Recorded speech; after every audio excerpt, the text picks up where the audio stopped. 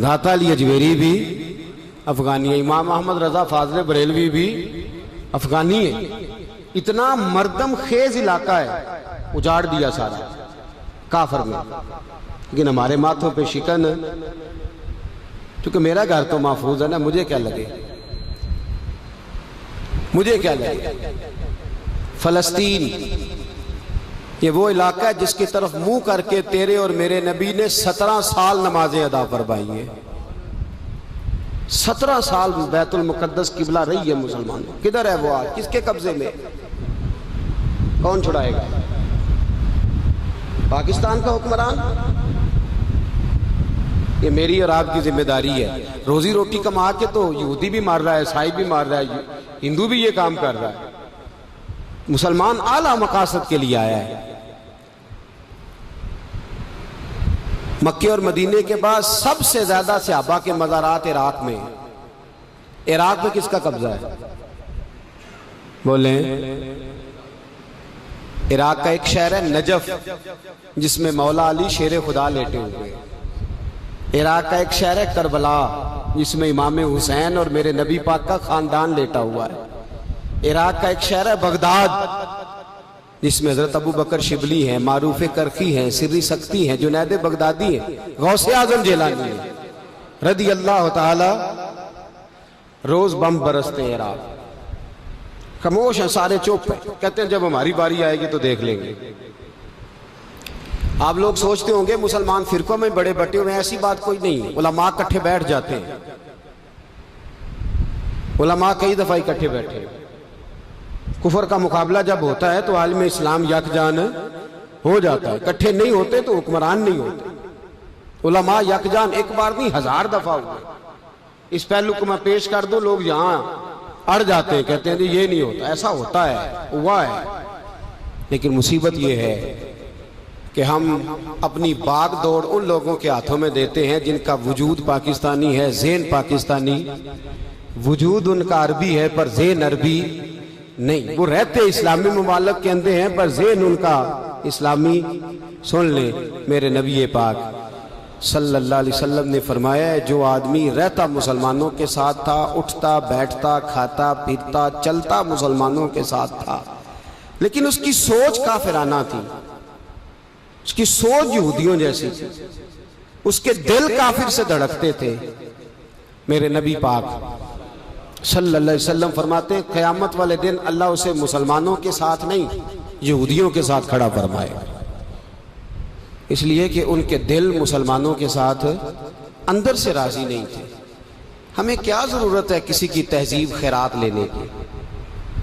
2-4 बातें। इस्लाम की कदर पहचानो, इस्लाम की कदर पहचानो। सबसे पहले ये कदर पहचानो कि हम कौन हैं। बोले हमारे बच्चे, हमारी बच्चियां, इनको इस्लाम सिखाओ, कुरान सिखाओ। पहला काम ये करें। उसके बाद मेरे नबी करीम सल्लल्लाहु अलैहि वसल्लम के हाथ में कुरान के सफ़े थे, सहीफे थे। इधर देखिएगा, यूं नबी पाक ने कुरान के सफ़े पकड़े, यूं सहाबा के आगे किए, और मेरे हबीब ने फरमाया, ओ मेरे गुलामों, ओ मुसलमानों, अगर दुनिया में तुमने इज्जत लेनी है तो इस कुरान से जुड़ जाओ। यूं देख के मेरे नबी ने पकड़ के हाथ, अगर इज्जत मिलेगी तो किसकी बरकत से? बोले बोले किसकी बरकत से? और मेरे नबी पाक ने फरमाया, अगर तुमने इसे छोड़ दिया तो रुसवा हो जाओगे, जलील हो जाओ। हाथ में पकड़कर यूं सहीफे चंद सफ़े कुरान मजीद के हाथ में पकड़ के फरमाया, अगर बचोगे तो किसकी बरकत से, और रुसवा हो जाओगे तो इसे छोड़ के। आज हाय, हजारों मिसालें याद हैं, लाखों कहावतें आती हैं, शेर आते हैं, बड़ा कुछ आता है। नहीं आती तो 4 सूरतें नहीं आती। टटोल ले किसी बंदे को, आपको बोलने नहीं देगा, 8-8 घंटे तकरीर सुनाएगा, कहानियां, किस्से, वाकयात, लतीफे, जो मर्जी सुन ले। और अगर कह दे चलो जी 2 आयतें तिलावत करो तो टांगे कांपती हैं। क्यों? वजह हमारा रिश्ता नहीं कुरान पाक से, हमारा ताल्लुक नहीं। हलाकू खान ने सारा बगदाद काट डाला था और मुसलमानों को कत्ल कर करके खोपड़ियों का मीनार बनाया था। कहने लगा, लो मैंने आज कोई कुरान पढ़ने वाला नहीं छोड़ा। उसका अपना पोता बगल से निकल आया, और दादे के सामने खड़े होकर कहने लगा, दादा तुझे धोखा लग गया है। आंखें बंद की उसने, बिस्मिल्लाह शरीफ पढ़ी और एक मजलिस में खड़े होकर सारा कुरान सुना दिया। उसने कहा कुरान मिटने के लिए, ये जीने के लिए आया है, ये हमेशा रहे, हमेशा रहे। उसने कहा तू कहता था कुरान कौन सुनाएगा, तेरे अपने घर में कुरान मौजूद है। मेरी अम्मा मुसलमान थी और तुझसे छुप के मुझे सारा कुरान याद करा गई। नाराज ना होइएगा, अल्लाह आपको खुश रखे। बहुत सारे ऐसे भी हैं जिन्होंने पूरा रमजान कुरान पाक नहीं खोला ना। इतना जुल्म, इतनी ज्यादती, इतनी ज्यादती। शेख सादी कहते हैं मैंने कुरान मजीद के सहीफे को हाथ लगाया तो कुरान पाक रो पड़ा। कहते मैंने कुरान मजीद मस्जिद की अलमारी से उठाया तो वो रो पड़ा, और मैंने खोला तो गर्द निकली, उससे गर्द निकली तो मेरी चीख निकली। कुरान मुझे कहने लगा शेख मुझे हाथ ना लगा। मैंने कहा क्यों? कहने लगे मैं शिकायत कर दी अल्लाह की बारगाह में। मैंने कहा या अल्लाह मुझे जमाना गुजर गया इनकी अलमारी में पड़े, इन्होंने मुझे हाथ नहीं लगाया। खुदाबंदा पहले तूने इनसे हिसाब लेना है, फिर इन पर नेमत करनी है। जाग रहे हैं आप लोग?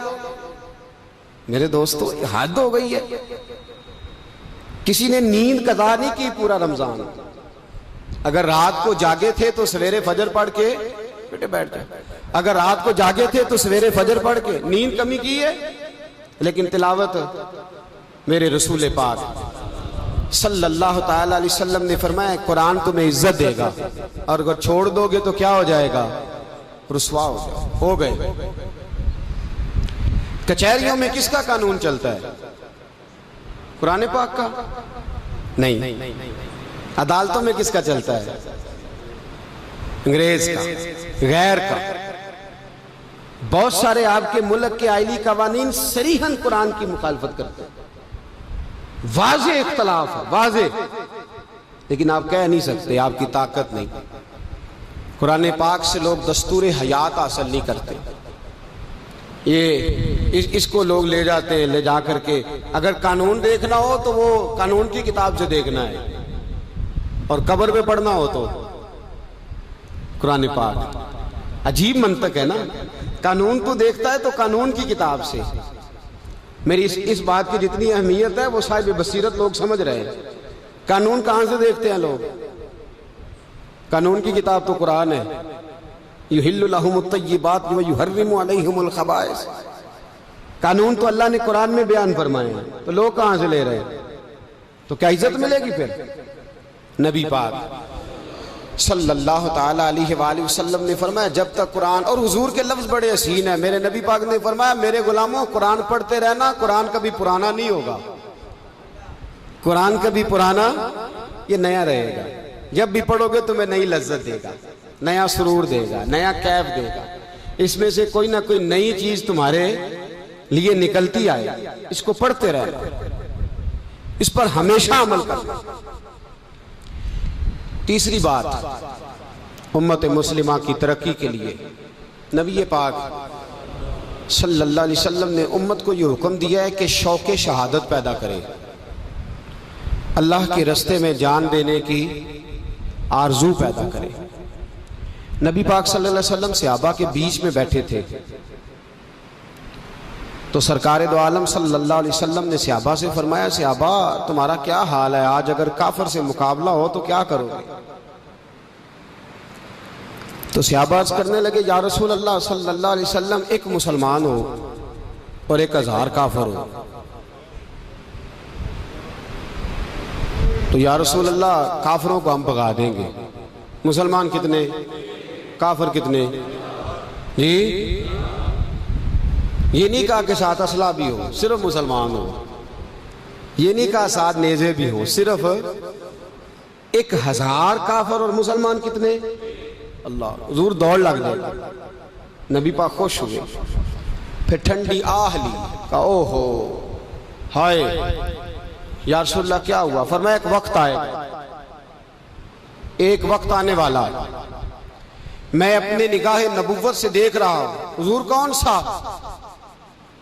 फरमाया एक काफिर होगा एक, और 1000 मुसलमान उसके आगे दौड़ रहा होगा। हुआ है ये। हमारे मुल्क में ऐसा मेरा दिल नहीं करता कि मैं ऐसी बात छेड़ूं, पर पब्बा कुजा कुजा ई मरहम कुजा कुजा। रेमंड डेविस एक था,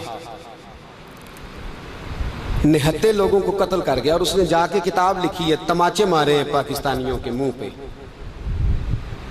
इतने सख्त लफ्ज हैं कि मैं बयान नहीं कर सकता। उसने कहा, मेरा जेलर मुझे आके कहता था जनाब को जो चाहिए मैं पेश करता हूं, एक मेरा विजिट लगवा दो अमेरिका का। दुनिया की हर अय्याशी मुझे दी जाती थी। उसने कत्ल किए थे कि नहीं? किधर गया वो जी? ये वो मुल्क है इसमें रेमंड डेविस आजाद हो जाता है और मुमताज कादरी फांसी चढ़ जाता है। ये वो वतन है, ये हाल है। एक काफर ने सारा वतन आगे लगा दिया, दौड़े लगी हुई है, बयान जारी हो रहे हैं, इतनी इतनी बांछें खुली हुई हैं वजीरों मशीरों की, उसको बचाने कहते दियत दे गया, दियत दे गया।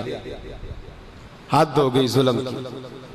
सहाबा किराम अलैहिम रिदवान ने जब सुना कि या रसूलल्लाह एक काफिर 1000 मुसलमान को भगा देगा, 1000 को, कहा या रसूलल्लाह हम थोड़े होंगे? फरमाया नहीं, बड़ी कसरत होगी। 58 इस्लामी ममालिक हैं जो खुद मुख्तार बा इख्तियार होने का दावा करते हैं। 1.25 अरब मुसलमान हैं। एटमी पावर, ताकत है मुसलमानों के पास। पैसा ऐसा है कि सबसे ज्यादा अमीर ही मुसलमान है। मादनियात, ज़खायर, दौलतें, सरवतें, जायदादें, लेकिन डरे हुए हैं, सहमे हुए हैं, बोलते नहीं। मेरे नबी पाक ने वजह बयान की। जुमातुल विदा पढ़ने आने वाले दोस्तों, नबी करीम सल्लल्लाहु ताला अलैहि वसल्लम के सहाबाज करने लगे, हुजूर क्यों काफिर गलबा कर जाएगा? या रसूलल्लाह वजह क्या होगी? तो मेरे नबी पाक सल्लल्लाहु अलैहि वसल्लम, मेरे और आपके आका ने इरशाद फरमाया, वजह जी होगी कि तुम्हें जिंदगी से प्यार हो जाएगा, मौत तुम्हें बुरी लगेगी, तुम्हारा मरने को दिल नहीं चाहेगा, काफिर चढ़ाएगा। पहले मुसलमान को शहादत से प्यार था। अल्लाह मरजुकनी शहादतन फी सबीलिक वजअल मौत फी बलद हबीबिक। वो कहते थे या अल्लाह अपनी राह में शहादत की मौत दे। और नबी पाक ने फरमाया जिसका शहीद होने को कभी दिल ही नहीं किया वो तो मुनाफिक है, मुसलमान है ही नहीं, वो तो कामिल मोमिन ही नहीं। मेरे अजीज याद रखें, मुसलमान जितनी आला कोठी बनाएगा छोड़ के जाने को दिल करेगा? इतनी मुश्किल से पैसे इकट्ठे किए हैं, वो इतनी प्यारी दुकान से जाई है, कौन मरता है उसे छोड़ के? उन्होंने कोई दुनियादारी तमीर ही नहीं की थी। बाहर बैठे हुए थे मैदान में, हजरत अली ने सारी जिंदगी मकान नहीं बनाया। दुनिया से इतना दिल लगा ले। बताएं बिस्तरे पे मौत आती है कि नहीं? अस्पताल पे, बेड पे, रोड पे, अल्लाह की राह में आ जाए तो ज्यादा अच्छी नहीं? जिस दज से कोई मक्तल में गया वो शान सलामत रहती है। ये जान तो आनी जानी, इस जान की कोई बात नहीं। तीसरी बात मेरे दोस्तों याद रखें, शहादत की आरजू पैदा करें, गैरत ईमानी पैदा करें। और चौथी बात, ये 4 बातें उम्मत मुस्लिमा को खड़ा कर देंगी। चौथी बात, अपने ईमान का जायजा लेते रहा करें, कहीं कमजोर तो नहीं पड़ गया, कहीं इसके ऊपर गर्द तो नहीं चढ़ गई, कहीं सुस्ती तो नहीं आ गई। कुरान मजीद ने कहा वला ताहिनु वला तहज़नु व अंतुमुल आलौना इन कुंतुम मोमिनीन। गम ना करना, बुज़दिल ना हो जाना, गलबा तुम्हारा ही होगा अगर तुम मोमिन हो, गलबा तुम्हारा ही होगा अगर तुम, बोलिए कौन हो? बोले तो सही यार, सारे बोलिए हम मोमिन है ना, फिर गलबा हमारा है, फिर इज्जतें हमारी है, फिर कुव्वत इस्लाम की है इंशाअल्लाह। इसलिए कि हम मोमिन, दश्त तो दश्त सहरा भी न छोड़े हम, और बहरे जुल्मात में दौड़ा दिए घोड़े हैं। और नबी का हुक्म हो तो कूद जाएं हम समुंदर में, और जहां को महव कर दे नाराए अल्लाहु अकबर। हजरत अली शेर खुदा ने ना कूफे में दावत की कुछ लोगों की, बूढ़े हो गए जनाबे अली, आखिरी उम्र मुबारक, दांत भी कुछ गिर गए। तो वजह है अब हजरात की, हजरत अली रज़ी अल्लाह दावत की तो सब लोग आए, हजरत अली भी थे, तो बादाम खा रहे थे तो चबाया नहीं जाता था। हजरत अली अली है। एक नौजवान भी दावत में है तो उसने पूछा बाबा कौन है? मैं कहा जनाबे अली है। तो घूरने लगा हजरत अली को। हजरत अली शेर खुदा कहने लगा बेटे हो काका इधर आ, करीब आ जा। करीब आ गया, मानने लगे पूछ क्या पूछना चाहता है? तो डर गया, कहने लगा हुजूर कुछ भी नहीं। फरमाया ना घबरा, पूछ क्या पूछना चाहता है, पूछ। कहने लगा हुजूर कुछ भी नहीं। फरमाने लगे तू बताएगा कि मैं बताऊं जो तू पूछना चाहता था? हजरत अली तो जनाबे अली है ना, जिब्रील अमीन आ गए इंसानी शक्ल में। हजरत अली के सामने खड़े होकर कहने लगे अली बताइए जिब्रील किधर है? सामने खड़े इंसानी शक्ल में, बदल के चेहरा। तो हजरत अली ने ऊपर देखा, नीचे देखा, दाएं बाएं, आगे पीछे। कहने लगे भाई हजरत जिब्रील ना तो 7 आसमानों में है, ना 7 जमीनों में है, ना मशरिकों में है, ना मगरिबों में, ना शुमाल और जुनूब में है। कहने लगे या तू जिब्रील है या मैं जिब्रील हूं, दोनों में से एक। तो हजरत जिब्रील कहने लगे आप तो वली हैं, जिब्रील तो मैं ही हूं। इतना बड़ा आदमी। और नौजवान से कहने लगे तू बताएगा कि, बोलिए बोलिए तू बताता है कि? तो कहने लगा जी आप ही बता दें। तो हजरत अली फरमाने लगे तू ये कह रहा था, सोच रहा था दिल में कि अली से बादाम तो चबाया नहीं जाता, तो खैबर का किला कैसे उखेड़ दिया था? यही सोच रहा था ना तू कि बादाम तो चबाया नहीं जाता, तो खैबर का किला कैसे उखेड़ दिया? तो हजरत अली शेर खुदा ना, ये बात उसने जब कहा जी हुजूर बात तो आपकी ठीक है, सोच में यही रहा था। तो आप फरमाने लगे कोई खैबर है तो मुझे बता, मैं अभी भी तोड़ने को तैयार हूं। तो खैबर है तो बता।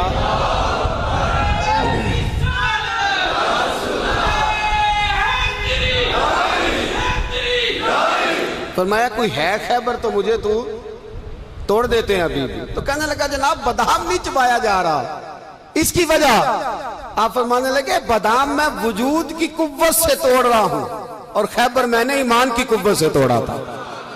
वो मेरे दीवारें हिलती रहती है और दर कांप जाता है। अली का नाम सुन के अब भी खैबर कांप जाता है।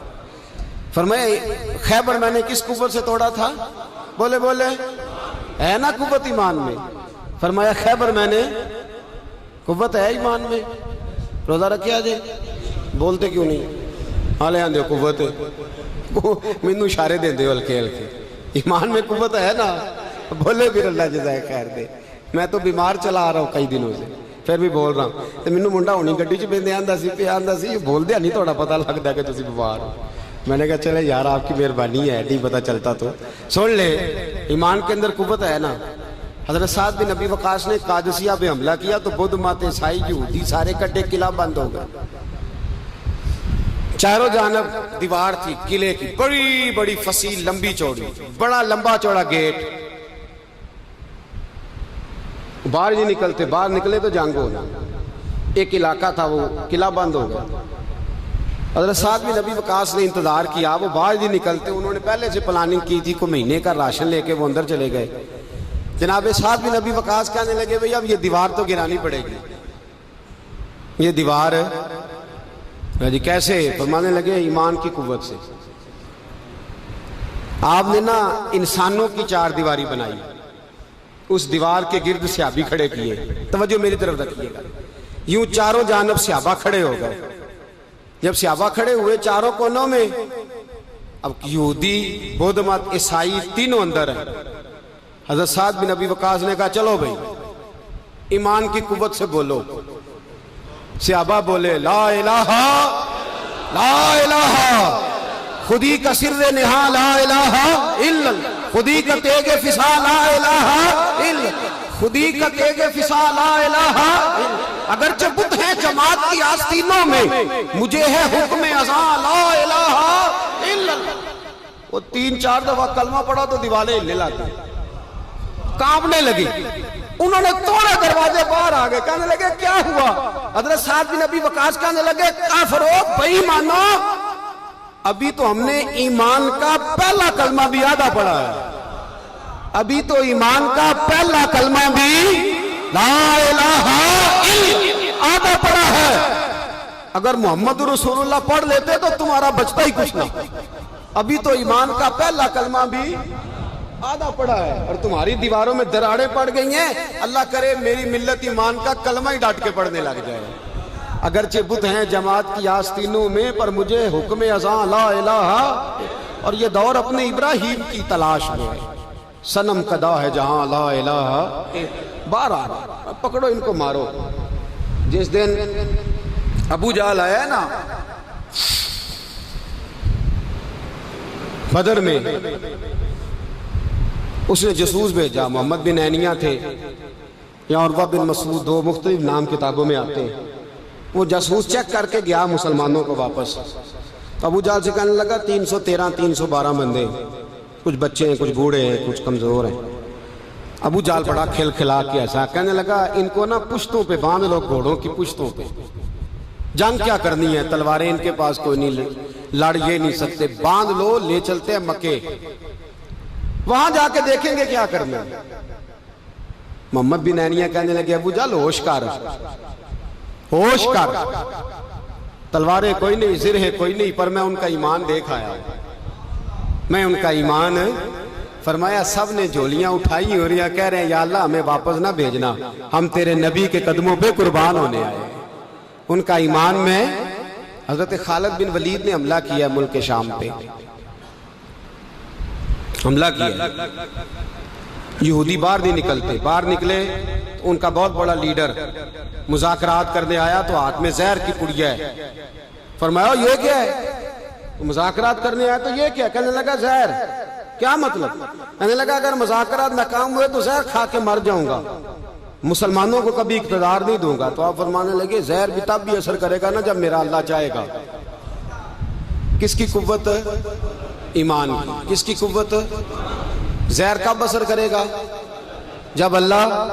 तो कहने लगा ये बड़ा जहरीला जहर है हमारे इलाके का, ये तो किसी के नाक में जरा हवा से चला जाए तो बंदा मर जाता है। अब फरमाने लगे बंदा तब भी मरता है जब अल्लाह मारे, और जिसे अल्लाह ना मारे मर सकता।